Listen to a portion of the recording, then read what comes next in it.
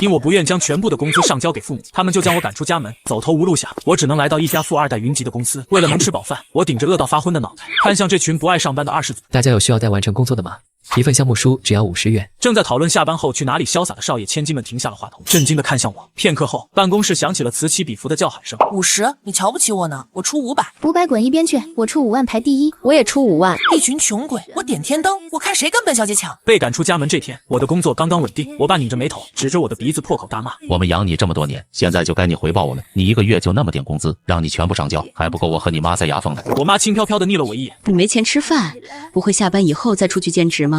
你每个月就3000出头，家里房租都要1500，难道你想看我和你爸饿死？”我一遍遍解释，我只需要500块钱留着吃饭就行。争论无果后，我还是被赶出了家门。我爸语气不善的声音在我背后回荡：“我倒要看看，除了我和你妈的保护伞，还有谁罩着你？”走出这个家的保护伞后，我发现外面根本没下雨。我的工资卡被爸妈扣在家里，只能舔着脸向公司申请换银行卡，预支几个月的薪水，结果被无情拒绝。你这刚刚转正不久就想预支薪水，谁知道你会不会拿了钱就跑？到时候就算起诉你，也要走司法流程，麻烦死了。反正不可能同意的。我看你也是个心不安定的，你今天自己去办离职手续吧。因为不是被辞退，而是被迫离职，我拿不到 N+1的补偿，更没有预支到薪水。我抱着试试看的心理投了几次简历，终于站到了一家同意我面试的公司大楼前。我面试的部门是行政部，公司最闲散的部门。面试官和我说，里面全是一群富二代，拿着薪水混日子的，他们只是感受一下所谓的职场氛围，最后都是要继承自家公司的。面试官看着我一身洗的卷边的衣服，皱眉问道，你这样不合群，就不怕进去以后被刁难？我咬着牙摇摇头，你们是唯一一家同意我预支薪水的公司，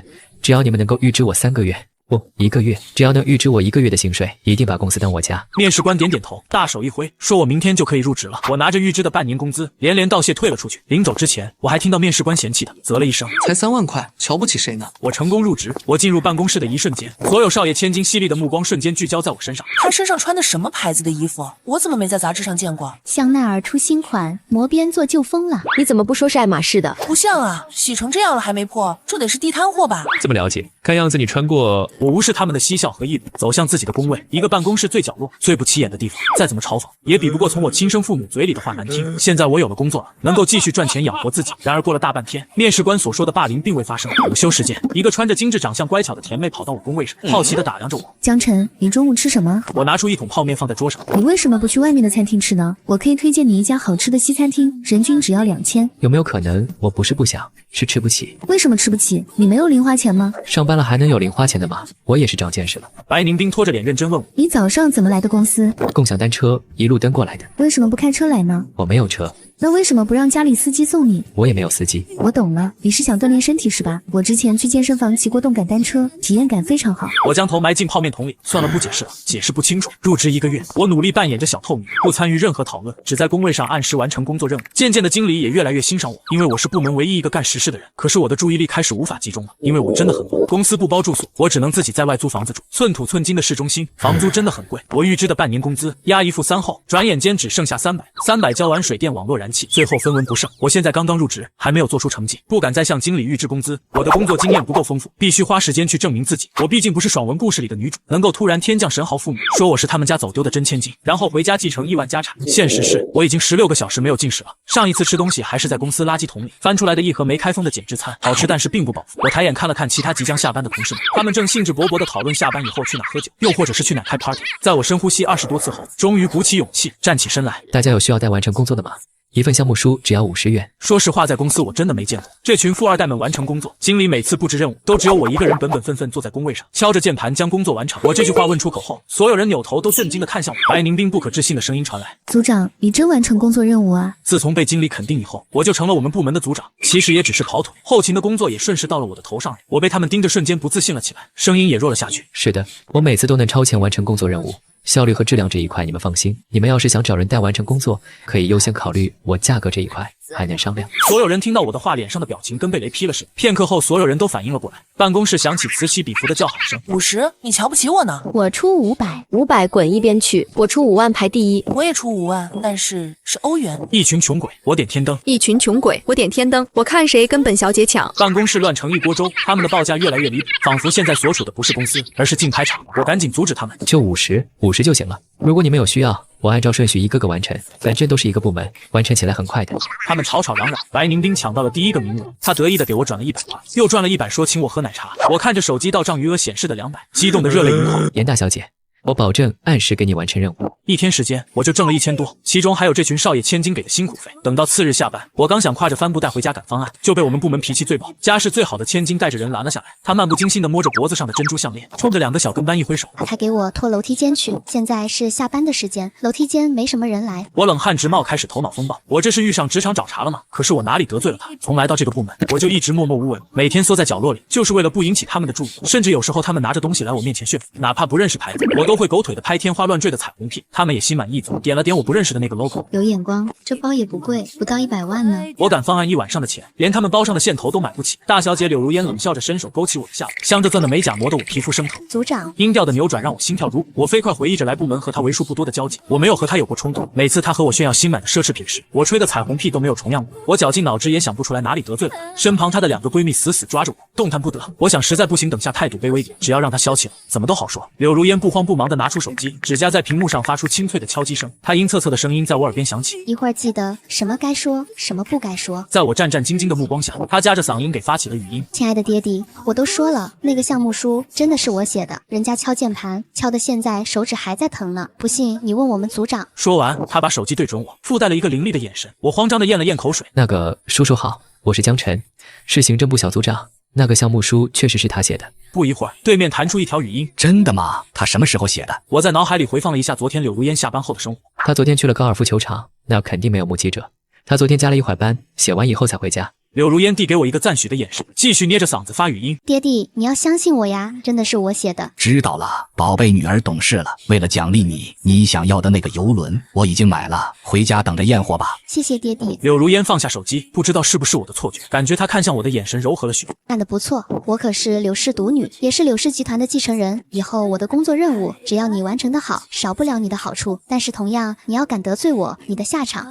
我忙不迭的点头，以此来表达我的忠心。钳制我的2双手松开，柳如烟踩着细高跟翩然离去。等楼梯间彻底没了动静，我才敢捡起地上的包向家里赶去。到小区的时候，天已经暗下来了，因为我今天收费的工作任务还没完成。脚下生风的往家赶，刚走到楼底下的时候，一个身影似乎等候多时了。我走近后，我爸阴沉的面庞被月光照亮。你不会以为不回消息，我们就找不到你了吧？我的双腿像是被定在原地动弹不得。过去在家被他呵斥的日子还历历在目。我爸上前2步，抡圆了胳膊对着我的脸就是一巴掌。我被一巴掌扇懵了。我爸指着我的鼻子唾沫横飞。你真是有种，一个人跑到这么远来上班，老子把你养这么大，吃我的喝我的用我的，现在到你拿钱的时候你就跑了。钱我已经收了30万，今晚你就给我滚去缅北打工。他们都说缅北赚钱，路子都给你找好了，反正都到这个地步了，你去也得去，不去也得去。我的目光这个时候才看到我爸身后的一辆破旧面包车，车漆几乎全部脱落，车窗被黑布遮挡得严严实实。我爸冲着面包车挥挥手，快点把他拖走。面包车上冲下来几个花臂大汉，手上拿着棍子跟绳子。这里离我家确实很远，所以在这里我没有熟悉的朋友，唯一认识的就是我们部门的同事。眼见几人离我越来越近，我迅速掏出手机点开部门小群，群里这会儿因为下班正聊得欢快。快看，我今天在拍卖会买的古董瓷器，2000万买下的。周末马场赛马的有无？骑马多没意思。请大家看看我新到的游轮。不愧是我们柳大小姐啊，游轮都2、3艘了吧？游轮算什么？下次让我爸给我买直升机。一片热闹的讨论声中，我突兀的带着哭腔的语音在群内炸开。是江晨，我爸想把我送到缅北搞诈骗，求你们救救我。面包车在高速上飞快行驶，他们导航去的是最近的一个码头。我心跳如雷，他们这是想让我悄悄离开过去。我不禁有些绝望。我和新同事们也才认识1个月，这群眼高于顶的富二代们怎么可能插手我家的事？可那样的情况下，我真的想不到要谁来救。明明我都已经从家里脱离出来，面包车载着我从希望逐渐走向失望。正当我准备殊死一搏跳车逃跑时，一辆跑车马力全开从旁边经过，看样子是为首的那个花臂头头吓了一跳，指着豪车对司机大叫：“看着点路，这可是劳斯莱斯，剐蹭了把你卖了都赔不起。”话音未落，身后又迅速超越了几辆车，全是价值超100万的豪车。头头抽着烟，忍不住怒骂：“妈的，平时都见不到这么多豪车的，今天怎么这么多有钱人蹦的？”奇怪的是，这些车在超越了面包车后，反而减速阻挡在了车前，硬生生将面包车逼停在了码头旁边。身后还有10几辆豪车姗姗来迟，所有的车门几乎是同一时间打开。映入眼帘的是一张张熟悉的脸。头头不想惹事，但还是理直气壮道：“你们干什么的？劳斯莱斯的副驾驶里，白宁冰黑着一张脸下了车。原本是甜妹的她，沾染杀气以后像暴力甜心，她恶狠狠地开口：“你们干什么？要不是你们，这会儿江晨已经替我们开始写方案了。我爸刚给我涨零花钱，你们就想把他带走？”头头看向我爸，示意他说话。我爸声音打颤：“他是我儿子，我想怎么样就怎么样。你们到底是谁？凭什么管我们家闲事？”程思年手腕搭在布加迪的车门上，不慌不忙地点燃了一根雪茄。你也配知道我们是谁？我只知道我对象好不容易抢到的让江晨带完成工作的名额，今天谁也不能从我们面前把他带走。忽然他看向一边，目光柔和下来，说：“曹道。”我惊恐地看向码头不远处，一艘豪华游轮乘着海浪而来，稳稳停靠在码头上。柳如烟踩着10公分的细跟红底高跟，身后带着5个壮汉，气场全开。他走到我身边，嫌弃地看着我，然后一把将我扯在他身后护得严严实实。柳如烟走到我爸跟前，用阴狠的目光将我爸从头到脚扫视了一眼。头头感觉到不对，于是招呼着手底下的人赶紧跑了，只有我爸还抖着腿咬牙死撑。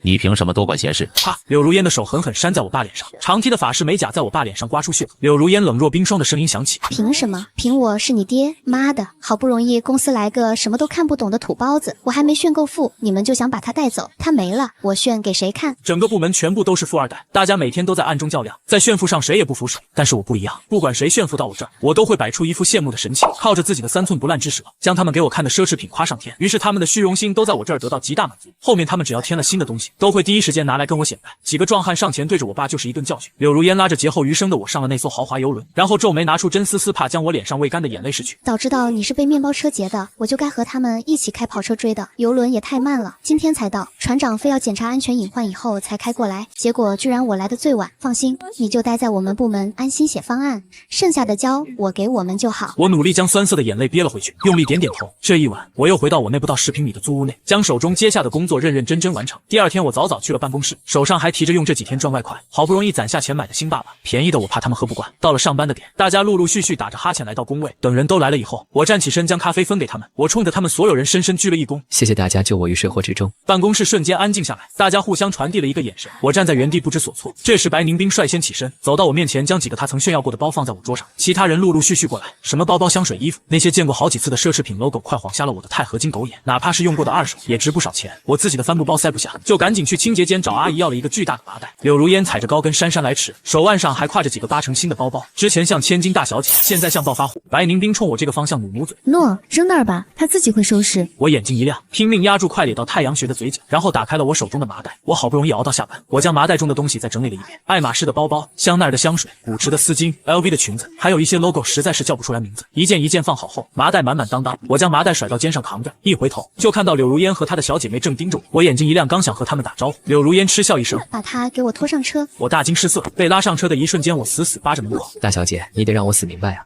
你今天拜托我的工作任务，我还没完成呢。柳如烟看我的眼神透露出一丝鄙夷，不管我如何挣扎，柳如烟还是指使小姐妹把扛着麻袋的我塞入豪车中。短短5分钟后，车子停在公司附近的滨城天地，这里的房子价值几千万起，是我们市有名的富人聚集地。我拖着麻袋，小心翼翼询问：“大小姐，咱们来这里做什么？”柳如烟将一串钥匙扔进我的麻袋里，以后这一整套别墅就是你的新家了，今晚你就可以搬过来。你之前住的那也太远了，现在你路上节省下来的时间，能多写几份项目书。我这2个小姐妹连续2天都没有抢到名额，如果想感谢我的话，帮她们把工作也完成了吧。我之前租的房子距离公司将近20公里，公司这边不提倡加班，一般都是下午6点下班，但是等我整理好晚上要做的文件后骑车回家，最少也要8点。当我一丝不苟地把当天的工作任务完成，基本都会接近11点，躺在床上入眠的时候也是转钟了，因为地方太偏，地铁站太远，每天上下班都要蹬自行车。我早上7点不到就要起床，如果能换到距离公司近的地方住，我每天最少可以接10个人的工作任务。但是我望着眼前这个至少占地就有几百平米的别墅，不好意思地看向柳如烟，这是不是太贵了？我白脑不太好。他毫不在意的摆摆手，没事，这个小区都是我们柳氏的地产。在入职1个多月后，我居然搬进了别墅，不光工作任务增加到了10单，还顺便做起了跑腿的活计。组长，我外卖到了，这是跑腿费200。组长，麻烦帮我去楼下买杯咖啡，记得要手冲的好，小费500转你了。组长，我这儿管家送了下午茶，一起来吃点吧。我看着逐渐膨胀的余额，感觉鱼尾纹都快长出来了。除此之外，他们但凡买了新的奢侈品，有些旧的就会丢给我，我将那些二手物品挂在交易平台，又能赚一笔。我以为日子变得越来越好了，可是每次下班的时候，我都感觉有一双眼睛在我身后看着我。那是一种看猎物的眼神。我每次疑惑回头，可是熙熙攘攘的人群中，我再寻不到那道目光。在我入职3个月后，我正式转正。下班后，我开心的背着包准备回家继续做方案。下了电梯后，我突然看到公司门口围了一群人，远远看去，好像是一个大妈堵在公司门口，拉着一条横幅说着些什么。现在正是下班的时间，公司里的人都围在门口看热闹。一开始我并没有看清坐在地上撒泼打滚的人是谁，直到我走近一看，嚯，这可太眼熟了，这不我妈吗？我妈也眼尖的在人群中看到我，一把起身抱住了我的腿就开始嚎。江晨，你这个没良心的，难怪这么多天不愿意回家，原来是在公司和有钱人来往啊！求大家给我做主啊，没天理了。儿子住别墅，但是不给家里寄1分钱了。他的声音又尖又刺，围观群众都忍不住皱眉。大家看着我们，好奇的对着我们评头论足。我妈见状一下子更起劲了。我们生养这么个没出息的儿子，可花了不少钱，什么都给他最好的。现在好不容易等他自食其力了，他却和我们断了联系，更是对我和他爸不管不顾。好不容易找到他，没想到他居然在外面做出不符合常理的举动，求你们帮我劝劝他啊！说到后面，我妈居然还嚎啕大哭起来。从小我妈只要不占理，她就开始胡搅蛮缠，试图用发疯震慑对面。现在我妈看着我的眼神阴狠，像是一定要从我身上撕下一块肉才甘心。把我赶出家之前，她看着我的眼神像是看一个仇人。你以为我愿意生你吗？一点用都没有。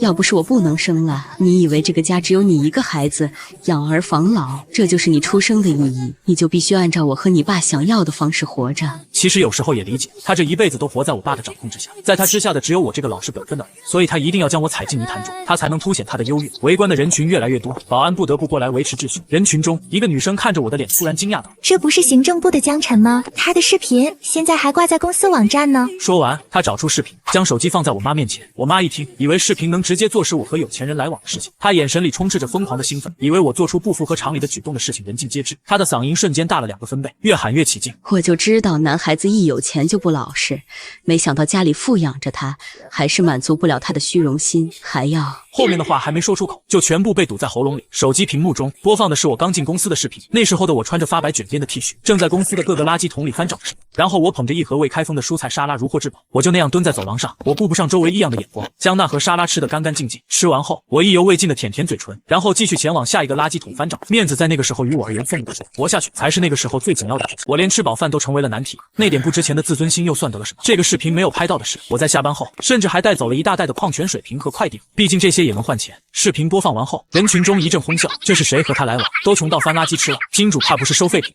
我妈颓得脸色跌坐在地上，人山人海的围观人群中，柳如烟带着那几个壮汉杀出一条狗，她踩着高跟鞋噔噔噔几步就走到我妈面前。柳如烟抓着我妈的衣领将她提起，看着我妈恶狠狠地说道：“又来，你没完了是吧？”我妈硬着头皮狡辩：“我是找我儿子的，你算什么东西？”啪！柳如烟又是一巴掌过去，熟悉的血痕出现。我算什么？我算你姑奶奶！马上就要团建了，我还没找我爸要钱，你就想把我们组长带走？他走了，谁来给我作证？多要点钱！柳如烟给了后面壮汉一个眼神。我妈大喊大叫着被拖走了，我正愣在原地呆呆地看着柳如烟。柳如烟阴恻恻地看了我一眼，吓得我脖子一缩就想跑，她抓着我的后脖子将我提溜回来。组长，马上就要部门团建了，你知道要交多少钱吗？我小鸡啄米4点头，我知道，5万。不愧是公司里最金贵的部门，团建的费用都要这么多，幸亏我这几个月精打细算攒下不少，不然还真拿不出这钱。柳如烟听完立刻沉下脸色，四周我的同事们也都聚集过来，叽叽喳喳商量了一下什么，然后他们好像达成了一致，开始各自打电话发消息。妈，明天公司团建费用真的要那么多，我没骗你。爸，你要不信，我让我们组长跟你说，他可是我们部门最老实的，不信你问。柳如烟将手机递到我跟前，冲着我比划了一个数字，紧接着无数手机都放到了我的嘴边，我紧张的后背直冒冷汗。叔叔阿姨们好，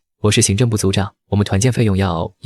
我再次看了一眼柳如烟，向她确定了一下金额，然后我心一横，眼一闭，一个数字脱口而出：500万。一个团建，大家收出了一个新的高峰。好在大家为了感谢我打掩护，我参加了一次免费且豪华的团建活动。团建结束后，我也感觉和大家的关系拉近了不少。也许是上一次我妈给公司带来了不少负面影响，保安管理制度也更严苛了，一旦有鬼鬼祟祟的人会被立刻轰走。也有可能是柳如烟真的被气到，派人去我爸妈那儿对他们进行了一些警告。现在邻居亲戚见到我爸妈都绕着走，生怕惹祸上身。部门里大家的炫富还在如火如荼的进行着，而我被部门经理找到了办公室。小江啊，坐吧。我战战兢兢地坐在经理的对面，我不知道做错了什么。经理看着我，端起茶杯喝了一口。小江，你应该清楚，你在这个部门是个意外，公司已经下达通知，让你转出这个部门，前往人力资源部。今天你就可以办理转岗手续了，明天就去人力资源部报到吧。走出经理办公室时，我还恍恍惚惚的。回到工位上后，我却再也提不起精神做任何事。同事们看出了我的不专心，都围到我身边问我发生了什么。我将经理跟我说的话和他们重复了一遍，然后强颜欢笑道：“不就是转岗吗？多大点事，以后我们还是同事，少爷和千金们安静了一瞬，突然回到工位上开始各种翻东西。不一会儿，白凝冰红着眼，拿着一堆黑卡放在我的桌上。给，这是我的副卡，以后我不在你身边了，你也不要亏待自己。我看着桌面上多的跟扑克牌一样的黑卡，不可置信。副卡。紧接着，更多的人开始往我桌上堆东西。还有我，这是我最喜欢的一栋房子，送给你吧。柳如烟硬生生从一堆人中挤了进来，仰着头看着我。你要在这个公司待得不开心，明天我就把这栋楼买了，你还在这个部门和我们一起做同事。我越听越觉得炸裂，赶紧打断他们。各位，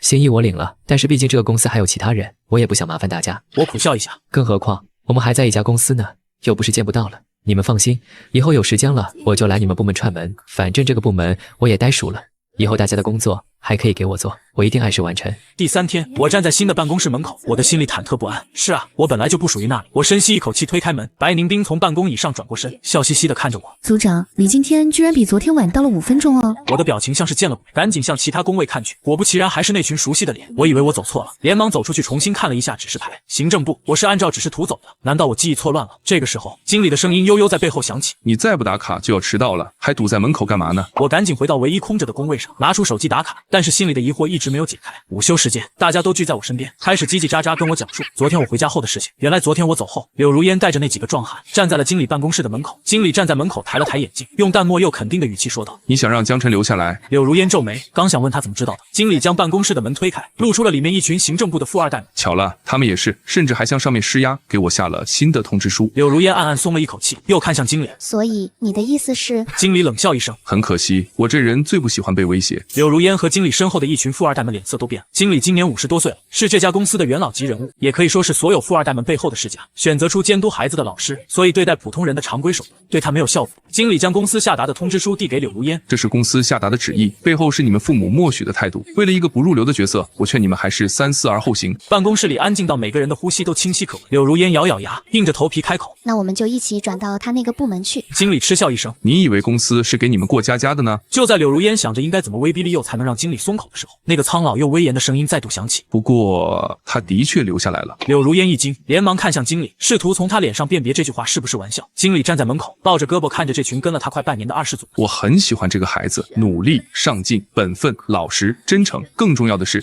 他让我看到了你们的改变。听到他们一人一句讲完事情的经过后，我的眼眶瞬间红了。你们……柳如烟嫌弃地将之前给我擦眼泪的丝巾扔给我。好了，不许哭了，这么高兴的事情再哭就不礼貌了。我眼泪汪汪，以后一定更加勤勤恳恳，给大家完成工作任务。白凝冰走过来，不好意思地拉了一下我的胳膊。对了，你上次午休在办公室吃的那个红红的、香香辣辣的东西是什么？我绞尽脑汁回忆了一下，辣条。白凝冰眼睛一亮，能不能给我带一包那个尝尝？我给你500。其他人见状立刻七嘴八舌开始吵。我出1000，我也要，我出5000。我看着大家生动活泼的脸庞，心里暖洋洋的。现在我的人生步上正轨，熬过低谷，繁花自现。回头再看，轻舟已过万重山。今年的冬天格外的冷，我拢了拢身上的羊毛外套，开着车前往市中心的酒店。现在的我早已不是当初那个青涩的小职员。经理退休后，我顶上了那个位置。今天是我的升职宴，部门同事说什么都要给我庆祝一番。刚停好车，我就听到身后传来一个不可置信的声音：“小陈。”我回过头，映入眼帘的是拿着一沓传单的父母。自从我换了手机号后，他们再也没能联系到我，而我的户口早就迁出，若不是刻意出现，他们没办法找到我。几年未见，他们看样子苍老了不少。这样阴冷的天气，他们穿着单薄的衣服，忙着往行人手里塞传单。我爸瞥了一眼我开的豪车，眼里迸发出贪婪的光。没想到你现在混这么好，太好了，我和你妈养老有指望了。我妈堆起笑脸：“是啊，不管怎么说，你还是从我身上掉下来的一块肉，之前的事都是误会，你总不能不管亲生父母吧？”我听着他们大言不惭的话，皮笑肉不笑。法定赡养时间得等到你们60岁，以你们现在的年纪，还要8年呢。我不想跟他们过多牵扯，转身进了酒店。他们还想厚着脸皮跟上来，被保安拦在了外面。进入包厢后，大家都到齐了，除了柳如烟还没到。见到我后，大家都起身给我敬酒。恭喜组长，哦不对，现在该叫经理了。我就知道江晨能够出人头地，你看这才多久，你就到经理的位置了。我笑着和他们碰杯，正热闹着，柳如烟姗姗来迟，脸色不太好看。我上前关心道：“怎么了？出什么事了吗？”柳如烟拿起桌上的酒杯一饮而尽，然后久久没有说话。包厢里大家突然气氛都有一些沉重，我看出来了不对劲。怎么了？怎么都不说话了？不一会儿，白凝冰抹了一把眼睛，开口道：“我要回自家公司了。”有了他的开头，其他人也接上了。我也是，我爸让我回去继承公司了，我家早就说了，现在怕是没办法再拖了。柳如烟抿抿唇，突然握住了我的手。江晨，我知道你很有能力，你愿不愿意来柳氏集团帮衬我？包厢里再次沉寂下去，然后大家瞬间叫嚷起来：“柳大小姐不是说好了不抢人的吗？柳如烟，你你这人怎么这样啊？我真是看错你了。白宁冰看向我，眼里满是真诚。要不来白氏，工资我给你开2万。才2万，江晨来我们公司，我给你开10万。我哭笑不得，余光突然瞥见窗外还在我车前蹲守的父母，我想到什么，转头看向柳如烟。大小姐，你要管理的公司是不是在海外来着？柳如烟一愣，然后点点头。我一把回握住她的手，目光真诚。我愿意去海外。此话一出，柳如烟眼睛瞬间亮了，其他人愤愤不平。靠，早知道经理喜欢海外，我公司就该往海外发展了。我现在在国外注册公司，还来得及吗？大家都赶着出去打电话，包厢瞬间只剩下我和柳如烟2个人。柳如烟皱眉看着我，但是去海外不是1年2年的事情，你能行吗？我拍拍胸脯，放心，适应能力那么强，包行的。宴会结束，我将车钥匙给了代驾，让他帮我把车开回去，而我则坐上柳如烟的车，准备前往机场。东西你不用带，我都会给你准备好，你只要人过去就行了。车子缓缓驶出停车场，经过酒店大门前时，我看到爸妈还在艳羡地盯着里面，脸上的期待压都压不住，甚至时不时讨论几句。等拿到我的钱后该怎么花，我收回视线，认真看向柳如烟。大小姐，我真是有点迫不及待帮你一起管理柳氏了呢。